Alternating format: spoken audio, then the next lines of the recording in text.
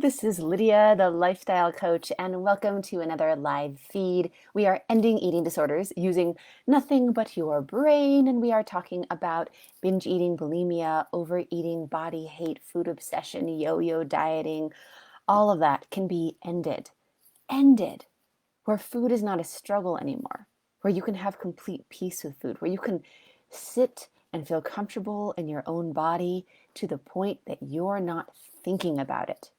You're not thinking about your body. You're actually thinking about the people who are there that you're having a conversation with, or the wonderful things that go on in your mind, like how you're going to reach goals or good ideas or creativity.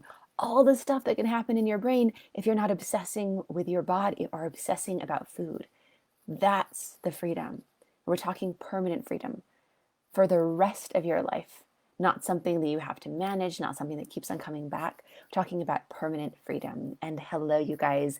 Welcome, welcome. So fun to have you on. I'm really excited for our topic today because it's something that, with this struggle with food, is a very common thing to face. And that's we are constantly doing things to make up for our wrongs, which is a very natural thing for a good human being to do. I did something wrong, so I need to make up for it and I need to do something. But what happens is that it turns into this cycle.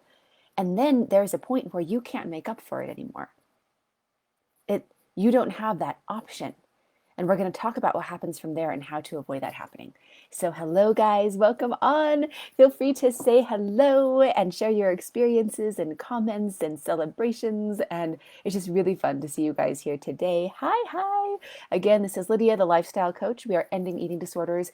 And we are talking today about the not being able to make up for the binge, not being able to make up for the overeating, not being able to make up for the, oh, well, I was off track or I was off my diet.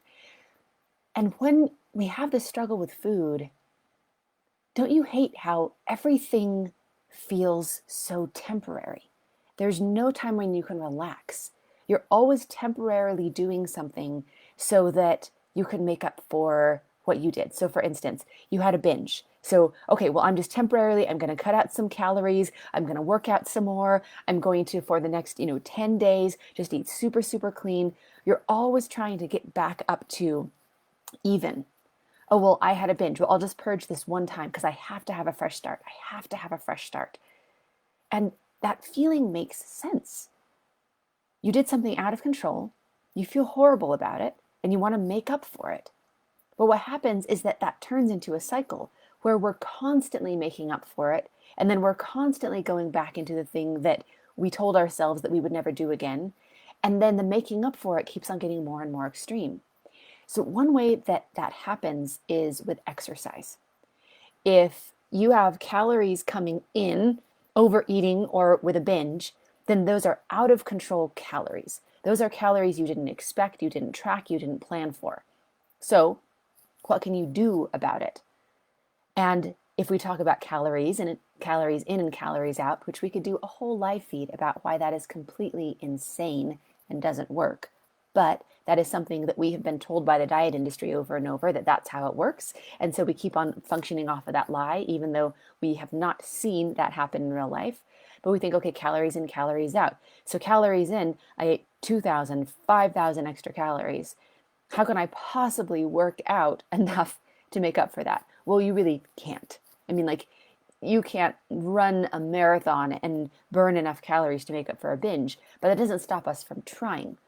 And so we feel better. It's a relief to think I had all these calories coming in and I did something to make more calories go out. So I worked out at the gym and I walked for hours and I ran and I did sprints and I did high impact. We look for the things that burn the most calories because we need that instant, it's an emergency, right? It feels like this absolute urgency of we've got to end it right now. So we do high impact things and running, things that make us sweat, things that we feel are going to burn more calories, and we track the calories and we go and we go and we go. And sometimes it's 4 or 5 hours in the gym, or this plan of okay, this is how much I'm going to work out for the next 10 days and I'm going to be perfect about it.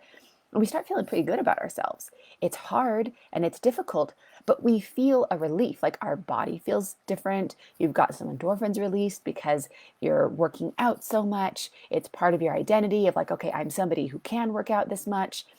People are giving us compliments right and left of like, oh, wow, how do you stay so fit? And oh, wow, how do you find time to go to the gym? And they don't know that we don't have time for anything else in our life because we're going to the gym so much.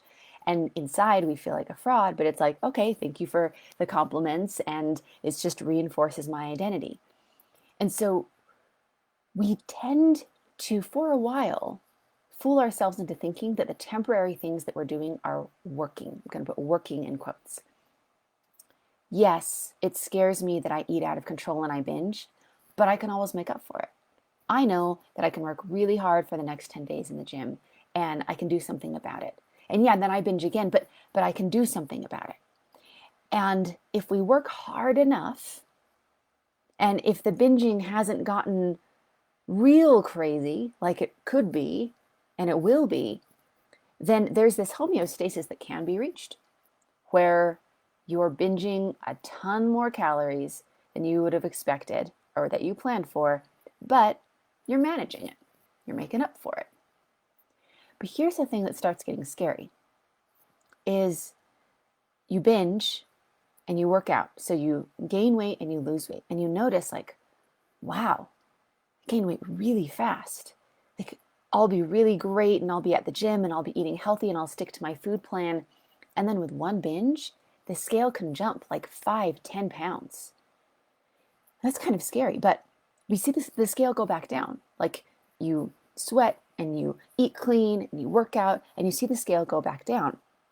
But then you start noticing that when the scale jumps up, it jumps up more than it used to. It used to jump up 5 pounds, now it jumps up 10 pounds. And then when you work out, it goes down slower than it used to, and it never quite gets back. The level, the norm that we want to reach, the acceptable level, like I binge these many calories or I gain these many pounds, then I want to come down this many pounds. You start noticing that if we gained 10 pounds, we only go down 9.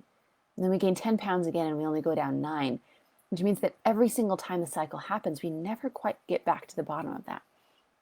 And then it comes into our minds of, well, I've just got to work harder, right? I've got to work harder on both sides. I've got to work harder to try not to binge. And so our lives get even more interrupted by tracking and trying to figure out triggers, which, by the way, aren't a real thing. And I've done whole live feeds about that, trying to track all of our emotions, trying to avoid all this stress. And so we're working harder on that side. And then when we binge again, then we're working even harder on the other side. So if you're working out, if you're exercising to try to make up for this, you've got to try to do high impact, calorie burning movements. So usually high impact, like running, jumping, those sorts of workouts. And then they've got to get more and more intense.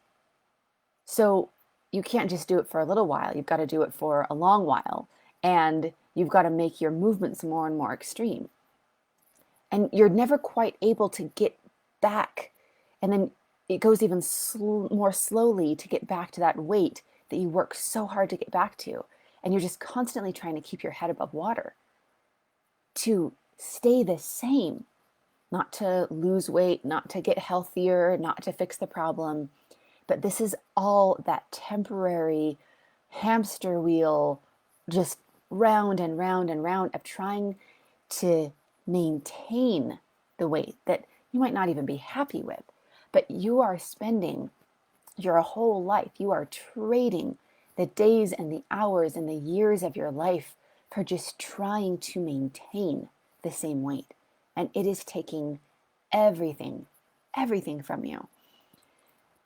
When I had an eating disorder, and I'm completely free of it now, and I have been for years, I don't have an eating disorder anymore.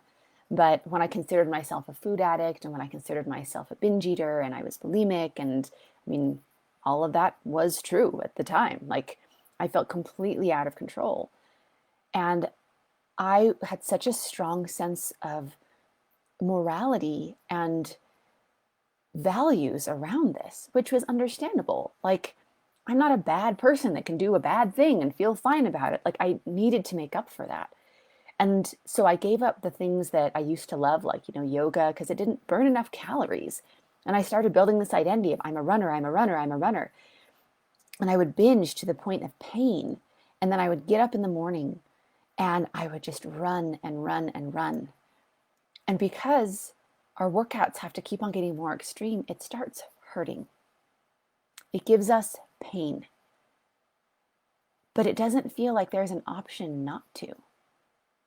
You've got to do the right thing even if it hurts, because this will be the last time. You're never going to do this again. So you can push yourself a little bit. You can hurt a little bit this time. Like these are the thoughts that start going on in your mind and were going on in my mind. I just have to get back to a fresh start. I just have to undo this last binge. I just need to be able to start fresh. I can't let myself stay fat. I can't let myself have this 10 extra pounds from the binge stay on me. That felt so unacceptable, to let the fat that I gave myself from being out of control to just stay there for the rest of my life, to just be heavier forever. That was completely unacceptable to me. And it's an awful thing to say out loud. It really is. But I will be honest with the thoughts that went on in my mind and the thoughts that are very common in this cycle of it would be better to be dead than to be fat. This is the most horrible sin, to make myself fat and not do anything about it. That would be the most horrible thing in the whole world.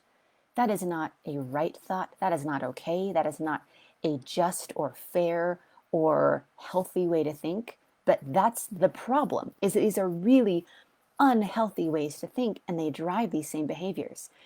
So it didn't feel like there was any sort of an option not to. Like I had to make up for it somehow. I had to get back to that fresh start.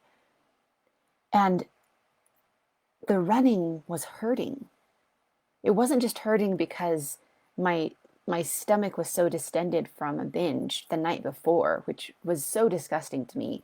Like running with a full stomach is not enjoyable at all. Like it was painful.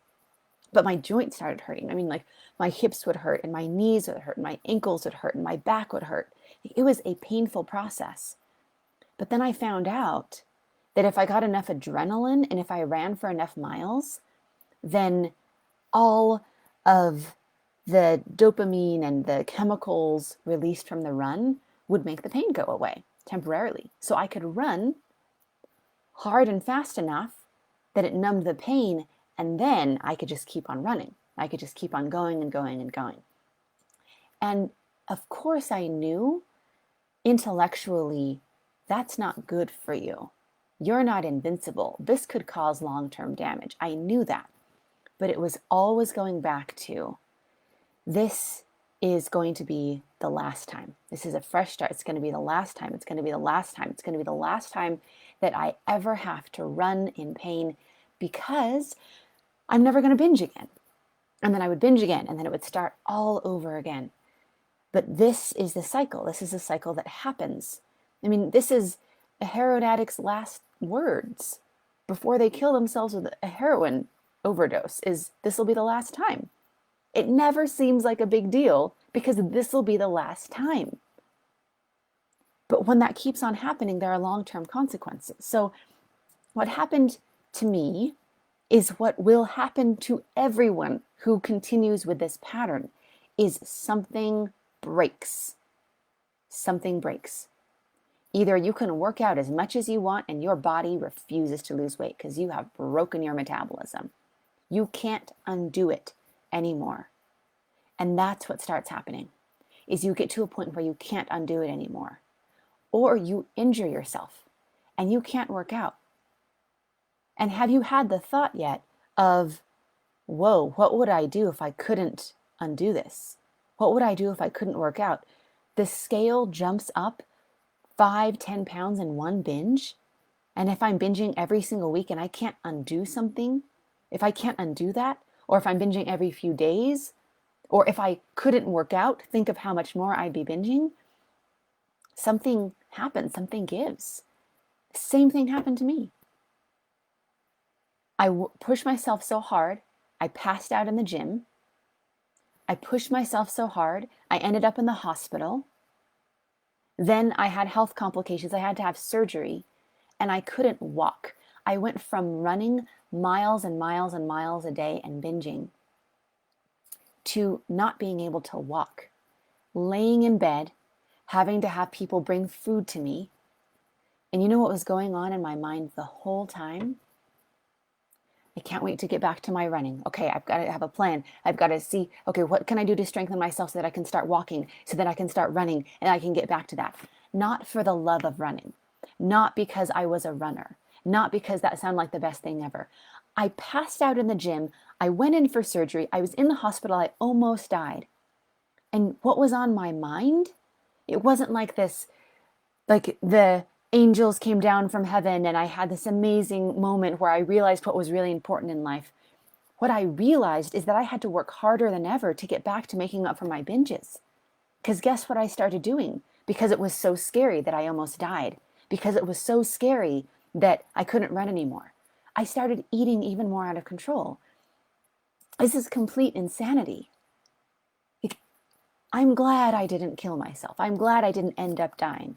But I got close multiple times because it was this obsession of I've got to make up for it. I've got to do something about it. So I started binging even more and I had no way to make up for it. And that will happen at some point. No one's body can take exercise through pain without long-term injury and long-term damage.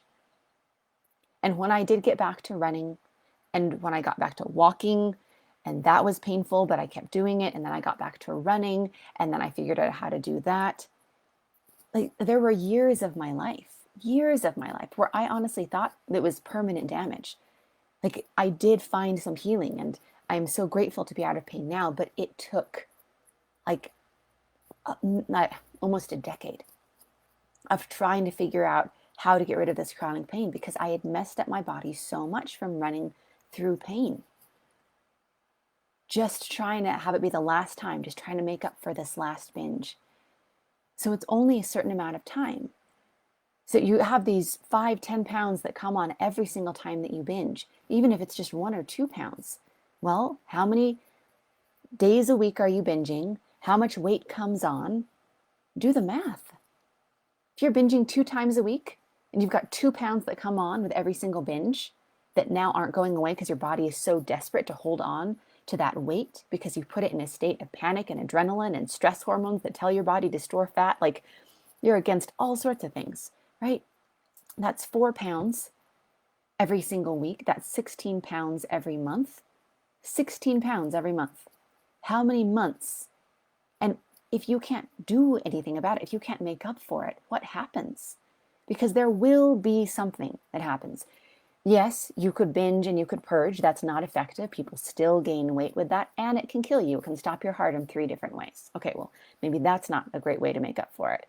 Okay, well, you can't work out anymore because now you're injured. And then life happens. Like with this pandemic, all the gyms have been closed down for a really long time. It's like, all right, well, where are you going to work out? You can't do your usual things. You're not part of your community that pushes you. You don't have access to all this equipment. Like, there will be a point where you can't keep doing this. And then you have to deal with all of the permanent damage and not being able to make up for it. The solution is that you've got to fix the problem that you keep on trying to make up for. You've got to end the binging. Trying to compensate for the binging will never work long term. I'll say it again. Trying to compensate for the binging will never work long term. You cannot do that for the rest of your life. Something will give. Your metabolism will give. You'll destroy your life, your relationships with your kids, your relationships with the people that you love, your relationships with your family. Like, it will take all of that away. And then you'll get injured and you won't be able to work out. Like, one of those things is going to give sooner than you hope. This is not a game that can keep on lasting forever.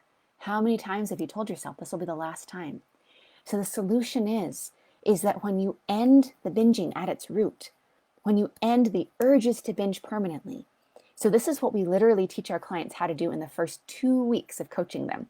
That's why we have people who, we specialize in people who have been struggling for over 40 years because they've tried everything. They've done the therapy and they've done the workouts and they've done the diets and they've done the pills and the stimulants and the surgery. So many people who have done so many surgeries, like all of the extreme things. And guess what? That is never a lasting solution. It's still a Band-Aid. It's still trying to like fix it with some sort of, okay, well, we're just going to put a Band-Aid and try to manage it. That never, ever works. In the first 2 weeks, we give our clients, number one, the way to end the urges to binge in the moment so that you are always in power and nothing can make you binge. Then, in the second week, we teach our clients how to keep those urges from coming back. So now they're not even fighting with any sort of urge to binge. That's ending it at its root. That's the permanent freedom that we're talking about here. And it's such a beautiful thing. But it has to happen sooner than later because there's damage that you can't undo. The damage from the overexercising, the damage to your metabolism, the damage to your health, like the longer that you wait, the more damage happens and the more permanent damage that happens. And those are the things that you can't undo. So it's got to be now. It's got to end right now, today. Because you don't know if you have tomorrow. You don't know if tomorrow is the day where you can't lose the weight anymore. You can't manage this anymore. But I promise you that something will give. And you know what? If you're able to maintain that making up for it for 40 years, then you've just spent 40 years having that be your life, having that be what you've lived for, having that be the cycle that you were in.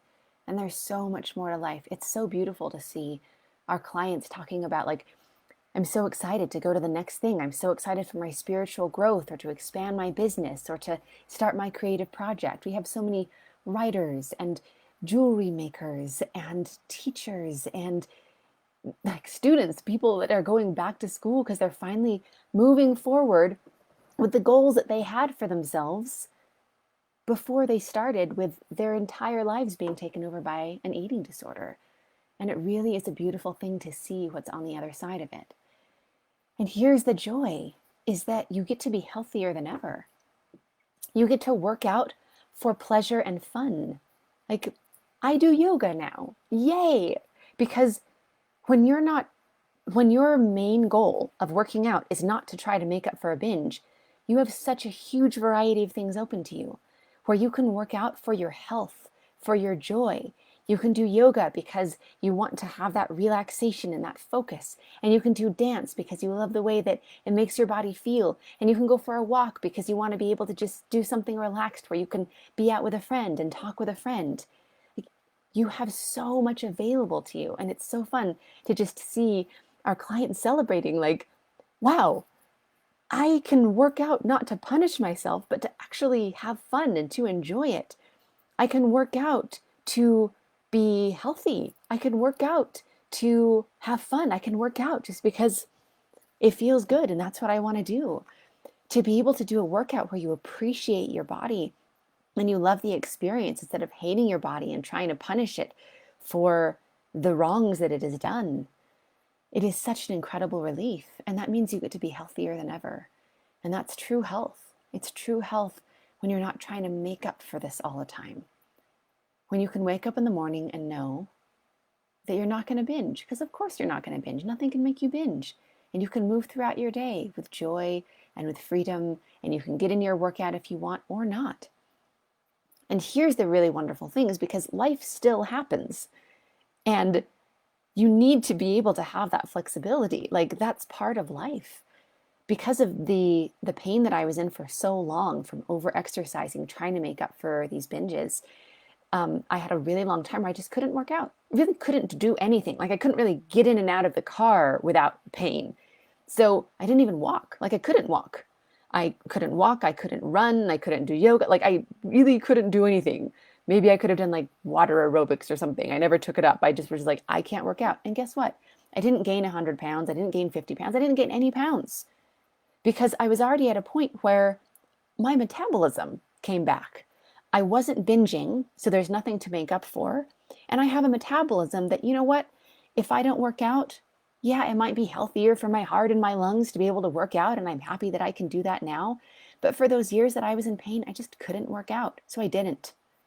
And my weight stayed the same because I wasn't teaching my body to be scared and to hold on to every calorie. And I wasn't binging. And I was eating with calmness and peace. And it was a non-issue. So whether I'm working out 4 times a week or whether I'm not working out for 4 years in a row, like my body can be in a healthy state because I have the flexibility. Like that is what is available to all of us who have these principles of freedom. And if that's what you want in your life, to just be able to be calm and actually be healthy and build your health instead of just trying to make up for the damage to your health all the time, if that is your desire, to live a life where you can know what it feels like to have that peace and that calm and that joy and work out just because it's fun and because it feels good to move your body, the number one step is you've got to get the foundation of freedom. And the foundation of freedom is we've got to look at exactly what your specific pattern and cycle is right now and how it's impacting you. And then we want to have a clear anchor of really what freedom means for you individually in your life. Because freedom is not just some generic thing. Freedom for you is something specific. It's a thing that you've wanted, that you've been just so in despair that you haven't looked at. And it's an important thing to look at. But it's not easy to get that foundation of freedom on your own because you're in those patterns, right? It's like you can't see the outside label of the jar when you're inside the jar. So that's something that we do as a free service. It's called a breakthrough session, and it will get you the foundation of freedom, where you can work one-on-one with an amazing coach on our team who specializes in getting you that breakthrough and that foundation of freedom. And if we can show you how to get to the other side of this and be free for the rest of your life, then we will show you how. And if not, then we'll know where to best direct you from there. But either way, you're going to be super solid on that foundation of freedom and next steps of how to solve this. And you can go to lifewithlydia.com/apply. Again, that's lifewithlydia.com/apply and book a free breakthrough session with our team. And I know that sometimes, often we'll be out of spots because we fill up so quickly, but check back or get on the waiting list.